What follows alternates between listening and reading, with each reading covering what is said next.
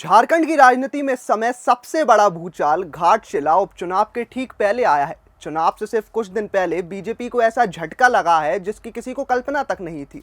पूर्वी सिंहभूम के बीजेपी के 5 दिग्गज नेता सीधे झारखंड मुक्ति मोर्चा यानी जेएमएम में शामिल हो गए। सवाल यही, क्या बीजेपी की जीत की जमीन खिसक गई? आज इस राजनीतिक गेम चेंजर की पूरी अंदरूनी कहानी आपको बताएंगे। नमस्कार, आप देख रहे हैं खबर प्रधान और मैं हूं आपके साथ सजल रघुवंशी। घाटशिला उपचुनाव जहां मुकाबला प्रतिष्ठा का है, वहीं आज का दिन बीजेपी के लिए किसी सदमे से कम नहीं रहा।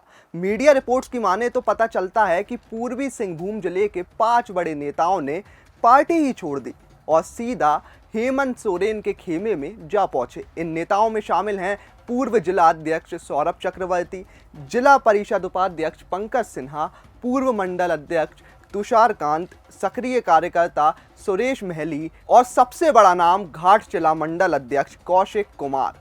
दरअसल ये वही नेता हैं जो बीजेपी उम्मीदवारों के लिए चुनाव रणनीति बनाया करते थे और अब वही नेता बीजेपी के खिलाफ मैदान में हैं। बताया जा रहा है कि गुरुवार दोपहर ये सभी नेता सीधे मुख्यमंत्री हेमंत सोरेन के कांके रोड स्थित आवासीय कार्यकाल पहुंचे, जहां उन्होंने जेएमएम के केंद्रीय प्रवक्ता और पूर्व विधायक कुणाल सारंगी एवं जिला परिषद अध्यक्ष बारी मुर्मू की मौजूदगी में इन्होंने जेएमएम की सदस्यता ले ली। जेएमएम ने इस राजनीतिक पलटवार को सोशल मीडिया पर फ्लैक्स करते हुए आधिकारिक घोषणा की। बीजेपी को इसकी भनक तक नहीं थी और इस खबर के बाहर आते ही पार्टी में खलबली मच गई। घबराहट ऐसी थी कि कुछ ही घंटों में बीजेपी ने प्रेस नोट जारी करा और इन 5 नेताओं को पार्टी विरोधी गतिविधियों के आरोप में निष्कासित कर दिया।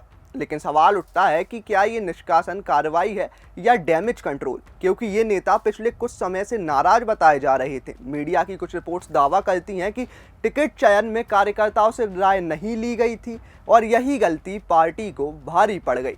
चलिए अब बात करते हैं असली मुद्दे की, और वो ये कि इन 5 नेताओं के बाहर होने से चुनाव परिणाम में कितना प्रभाव पड़ सकता है, खासकर भाजपा को क्या नुकसान हो सकता है। तो दरअसल पूर्वी सिंहभूम और खासकर घाटशिला क्षेत्र में नेताओं की स्थानीय पकड़ काफ़ी मजबूत मानी जाती है। आदिवासी और पिछड़ा वर्ग इस उपचुनाव में निर्णायक वोट बैंक है। ऐसे में जेएमएम में शामिल होना सीधे सीधे बीजेपी के मत प्रतिशत पर असर डाल सकता है। राजनीतिक विश्लेषकों का कहना है कि ये सिर्फ जोड़ तोड़ नहीं बल्कि डायरेक्ट स्ट्राइक है। जेएमएम ने बीजेपी के अंदर घुसकर उसकी रीढ़ कहे जाने वाले स्थानीय नेतृत्व को तोड़ा है और टाइमिंग पर ध्यान दे तो वो भी चुनाव से महज कुछ दिन पहले। तो अब सवाल उठता है कि घाटशिला की सीट इतनी खास क्यों है, क्योंकि ये उपचुनाव मुख्यमंत्री हेमंत सोरेन, जेएमएम और पूर्व मुख्यमंत्री चंपई सोरेन तीनों की प्रतिष्ठा से जुड़ा हुआ है। बीजेपी ने यहाँ से चंपई सोरेन के बेटे बाबूलाल सोरेन को टिकट दिया है।